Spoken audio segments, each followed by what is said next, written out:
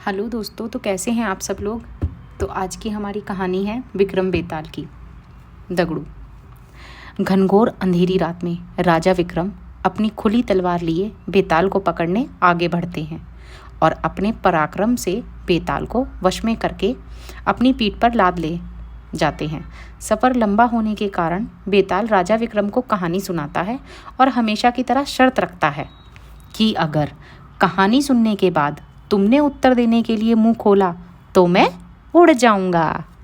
बेताल कहानी सुनाना शुरू करता है। चंदनपुर गांव में एक वृद्ध स्त्री रहती थी। उसका एक बेटा था जिसका नाम था दगड़ू। वह स्त्री नए पुराने कपड़े सिलने का काम करके अपने और अपने बेटे का पेट पालती थी। दगड़ू एक कामचोर और आलसी लड़का था और दिन रात सपनों में खोया रहता। दगड़ू के साथ एक बड़ी परेशानी थी। उसे अक्सर बुरे सपने ही आते थे और जब भी कोई बुरा सपना आता वह सपना हकीकत बन जाता था। एक दिन दगड़ू को सपना आता है कि कुछ लोग नवविवाहित दंपत्ति और बारात को लूट रहे हैं और उनसे मारपीट भी कर रहे हैं। दगड़ू ने जिसे सपने में देखा होता है वही दुल्हन बनने वाली लड़की अपनी शादी का लहंगा सिलाने के बाद वापस लेने दगड़ू की माँ के पास आई थी। दगड़ू फौरन उसे सपने वाली बात कह देता है। वह लड़की अपनी माँ ससुराल वालों को यह बात बताती है, पर सब लोग इस सपने वाली बात को वहम समझकर अनसुना कर देते हैं। शादी के बाद जब वर वधू बारात के साथ जा रहे होते हैं तब सपने वाला वाक्य सच में घटित हो जाता है और इस पूरी घटना में दगड़ू पर आरोप लगते हैं कि वही लुटेरों से मिला होगा, वरना उसे कैसे पता चल सकता है कि ऐसा ही होगा।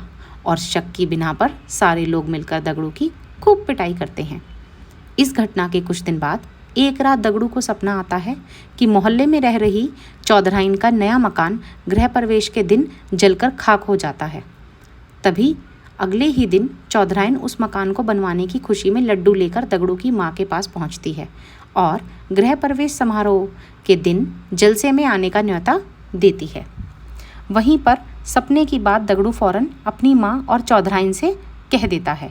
चौधराइन गुस्से से लाल पीली हो जाती है और उल्टा दगड़ू की माँ से कहने लगती है कि तुम्हारा बेटा ही काली जुबान वाला है और उसके बोलने से ही सबके साथ अनर्थ हो जाता है।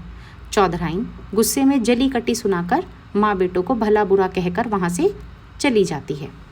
गृह प्रवेश समारोह के दौरान कोई घटना ना हो सके इसके लिए पक्के इंतजाम किए जाते हैं, पर फिर भी किसी न किसी तरह आग की चिंगारी चौधराइन के भव्य मकान के पर्दों में लग जाती है और देखते ही देखते रौद्र रूप धारण कर लेती है।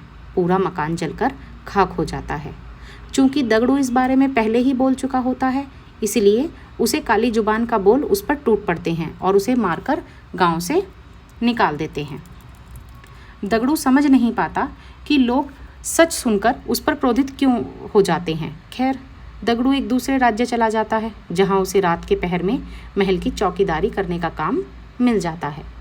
वहां के राजा को अगले दिन सोनपुर किसी काम से जाना होता है। इसलिए वह रानी को कहते हैं कि सुबह जल्दी उठा देना। दगड़ू रात में महल के दरवाजे पर चौकीदारी कर रहा होता है।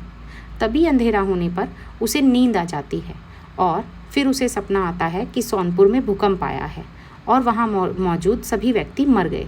दगड़ू चौंक कर जाग जाता है और अपनी चौकीदारी करने लगता है। दगड़ू सुबह राजा को सोनपुर जाने की बात सुनता है, तभी जाकर उनका रथ रुकवा देता है और अपने सपने की बात राजा को बता देता है।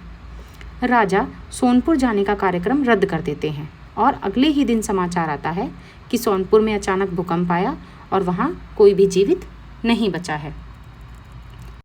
राजा तुरंत दगड़ू को दरबार में बुलाकर सोने का हार भेंट देता है और उसे नौकरी से निकालकर बाहर कर देता है। इतनी कहानी सुनकर बेताल रुक जाता है और राजा विक्रम को प्रश्न करता है कि बताओ, राजा ने दगड़ू को पुरस्कार क्यों दिया और पुरस्कार दिया तो उसे काम से क्यों निकाला। राजा विक्रम उत्तर देते हैं कि दगड़ू ने अमंगल स्वप्न देखकर उसका वृत्तांत बताकर राजा की जान बचाई, इसलिए उसने दगड़ू को पुरस्कार में स्वर्ण हार दिया और दगड़ू काम के वक्त सो गया था, इसलिए राजा ने उसे काम से निकाल दिया। बेताल अपनी शर्त के मुताबिक राजा विक्रम के उत्तर देने के कारण हाथ छुड़ाकर वापस पेड़ की ओर उड़ जाता है। तो बताइए आप सबको मेरी कहानियाँ कैसी लग रही हैं, प्लीज़ कमेंट ज़रूर कीजिए, थोड़ा मोटिवेशन मिलता है दोस्तों। तो कहानी सुनते रहिए और कमेंट में ज़रूर बताइए।